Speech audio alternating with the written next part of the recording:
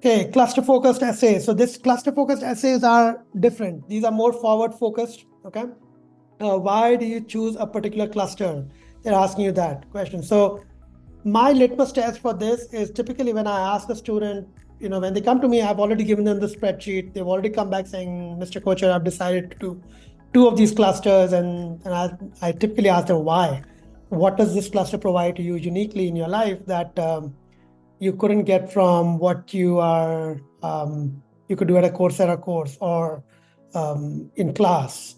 And if they don't have enough knowledge about the cluster, how forward facing this will take them, we typically say we're not doing this one. So typically my questioning is, um, what intrigued you about it?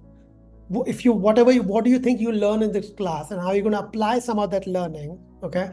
Why do you think you're uniquely qualified to apply to this cluster? And what are some of the related classroom activity qualities you have that will benefit the classroom? Okay.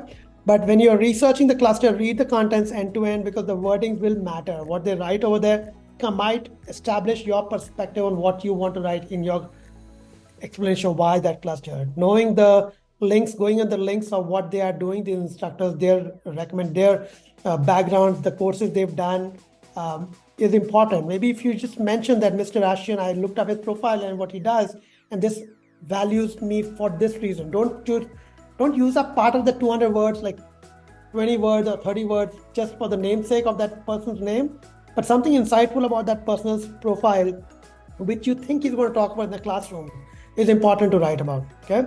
Prerequisites are very clear. You can be very competitive. Don't use reverse psyche of the applying students, which means if there's a cluster which has no prereqs, okay, too many people will apply. If it's a too popular a cluster, too many people will apply.